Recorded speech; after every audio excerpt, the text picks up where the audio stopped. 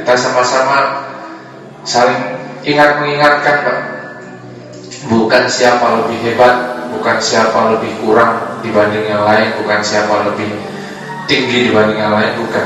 Tapi kita bagaimana saling ingat mengingatkan. Kita bagaimana kita saling introspeksi diri kita saling memperbaiki diri kita, karena nggak lama lagi pasti Allah Subhanahu Wa Taala memerintahkan yang namanya malaikat Israel untuk menjemput kita.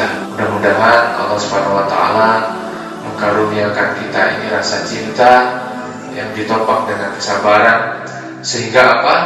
Sehingga kita ini setiap melihat orang lain ini, kita melihat kebaikan orang. Kita setiap melihat orang lain, kita lihat kelebihannya. Kita setiap melihat orang lain ini, selalu kita melihat sesuatu yang positif dari orang tersebut. Sehingga kalau kita bisa melihat hal-hal yang baik, hal-hal yang positif, kelebihan daripada orang lain, maka secara otomatis sedikit demi sedikit sesuatu yang negatif, sesuatu yang kurang, sesuatu yang kita nggak suka dari orang itu akan hilang sedikit demi sedikit, sehingga kita akan tumbuh bagaimana, ya Allah, kita mulai membiasakan diri untuk mendoakan mereka, mendoakan dia. Kita mulai sedikit-sedikit mulai tumbuh rasa kepedulian dengan dia. Ya, mungkin di wilayah kita, di sekitar kita ada mungkin yang kita sebelin banget, ya, ada yang kita kesel banget sama dia. Yuk mulai kita buang rasa kesel itu, kita balik dengan rasa kita cinta dengan dia. Ya Allah, mudah-mudahan rasa kesel saya ini sama dia Engkau ganti dengan rasa cinta, ya Allah, yang penuh kesabaran, karena dia pun juga saudara hamba, ya Allah.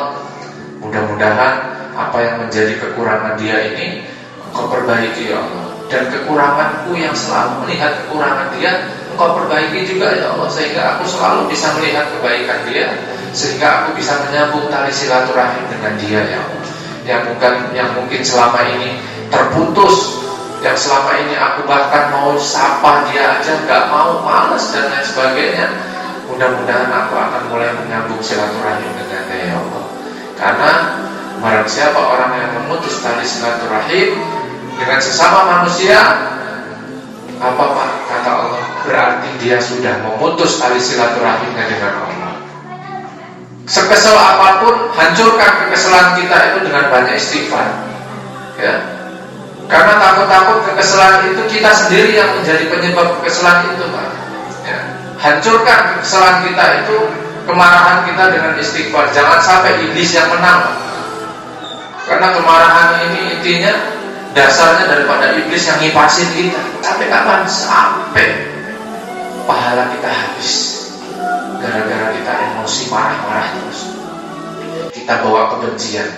Nah, mulai kita lawan, kalahkan iblis dengan apa? Berbanyak istighfar. Sehingga dengan kita banyak istighfar itu tadi, mudah-mudahan Allah munculkan rasa kecintaan tadi, ya. Allah munculkan sedikit demi sedikit rasa kesabaran yang bisa kita menjadi bekal kita, Pak. Ya. Bekal kita menghadap daripada Allah Subhanahu Wa Taala. Mudah-mudahan Allah Subhanahu Wa Taala menjadikan kita ini menjadi hamba yang senantiasa diberikan karunia oleh Allah Subhanahu Wa Taala, bisa menjadi hamba yang penuh dengan kesabaran. Sampai kalau kata orang dulu, orang tua dulu, belajar sabar kayak sabarnya Nabi Ayub. Sabar Ayub, sampai sabar itu diistilahkan sabar Ayub, ya, karena sabarnya ini sabar yang sangat luar biasa. Sabar yang bahkan nggak bisa digambarkan rasa sabarnya. Jadi kalau masih ada orang yang bilang sabar itu ada batasnya, itu perlu dikoreksi lagi. Sabar ini nggak ada batasnya. Sampai kapan batasnya? Batasnya cuma sampai kita masuk liang lahat. Baru kalau kita sudah meninggal selesai sabarnya.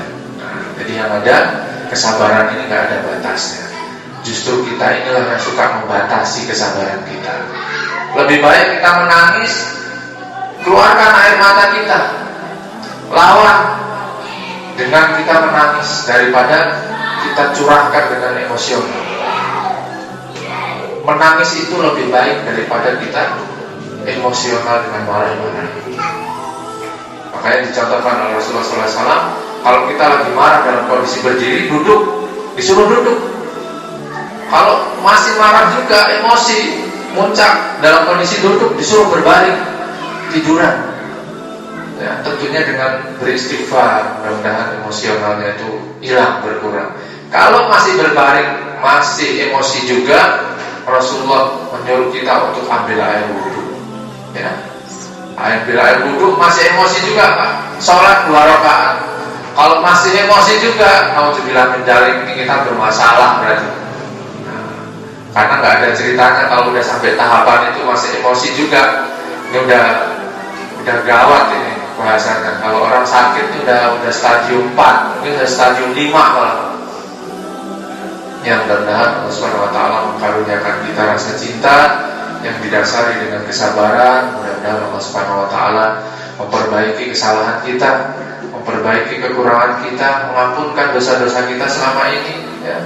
Kita sama-sama memaafkan juga, belajar memaafkan pada orang lain.